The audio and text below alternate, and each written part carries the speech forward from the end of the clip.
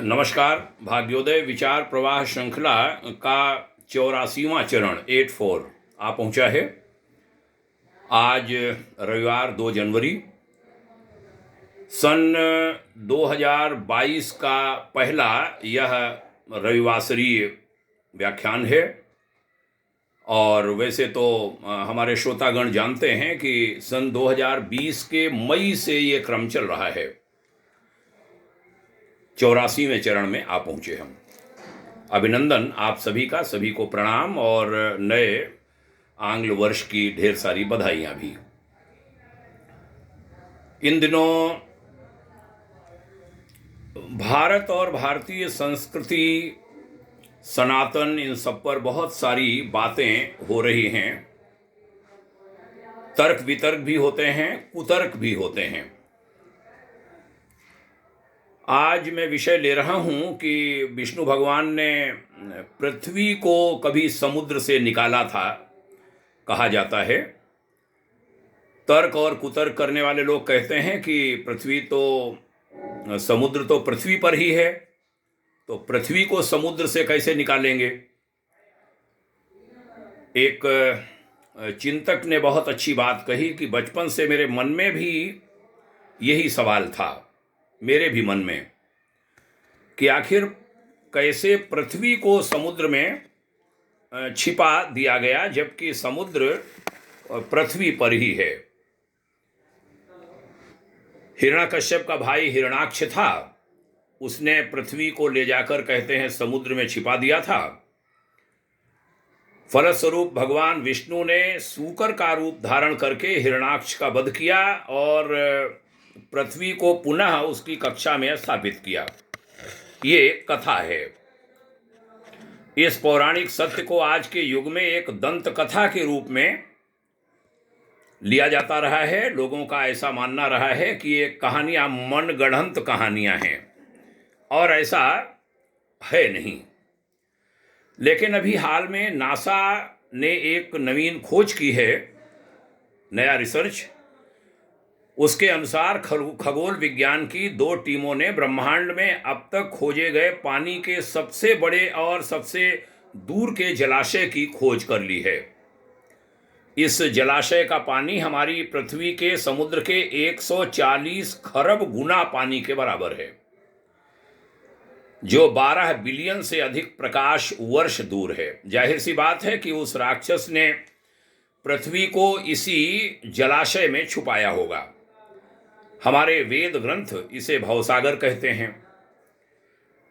जब मैंने ये खबर पढ़ी तो मेरा भी भ्रम दूर हो गया, और अंत में यही कहना चाहूंगा कि जो इस ब्रह्मांड का रचयिता है, ईश्वर, जिसकी मर्जी से ब्रह्मांड चलता है, पत्ता भी नहीं हिलता उसकी मर्जी के बिना, उसकी शक्तियों का थाह लगा पाना किसी तुच्छ मनुष्य के बस की बात नहीं है। मानो तो अपनी आंखों से उनके विराट स्वरूप को कतई देख ही नहीं सकता।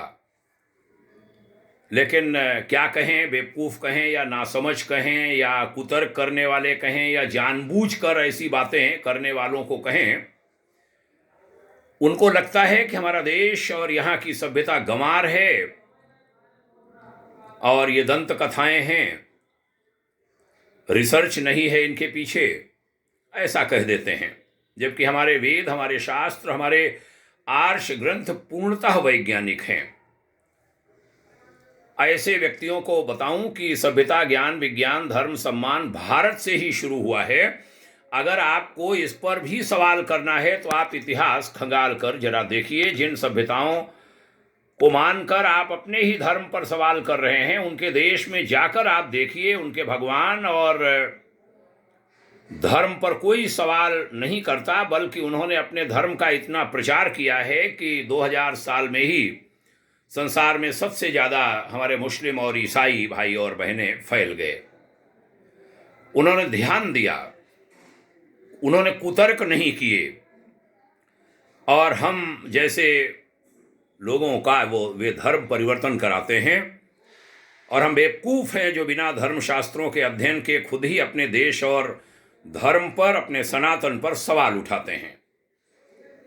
आपको बताऊं कि नासा हमारे धर्म ग्रंथों को आधार मानकर ही खोजों की दिशा तय करता है। जो अपनी रिसर्चेज हैं उनकी दिशा धारा तय करता है। हिंदू धर्म कितना प्राचीन है इसका अनुमान भी नहीं लगा पाया है अब तक नासा, जिसकी वैज्ञानिक खोजों पर बड़ा गर्व होता है, विश्वास होता है।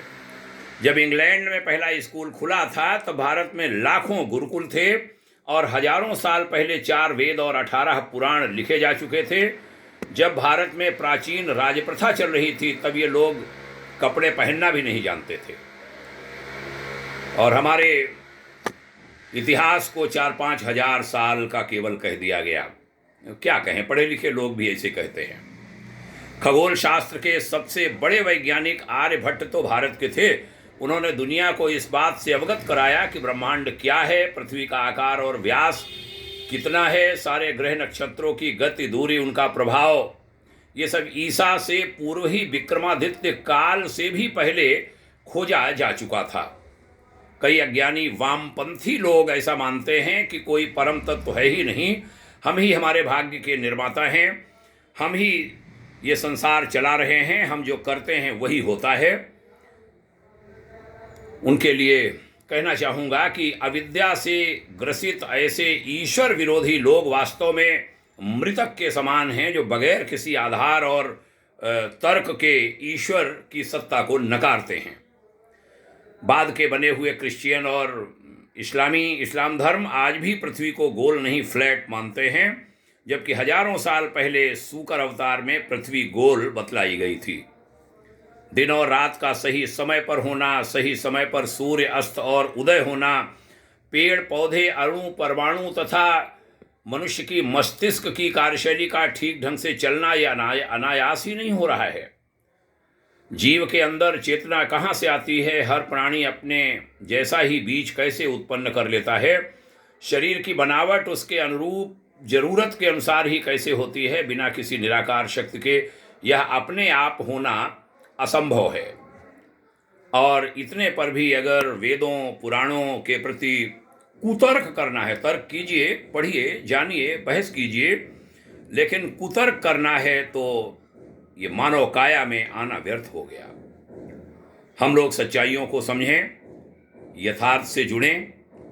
आज बहुत बड़ी जरूरत आन पड़ी है कि खासकर सनातन धर्मावलंबी जो हमारे सुशिक्षित युवा हैं, इन सबको तर्कपूर्ण ढंग से वे बात कहें।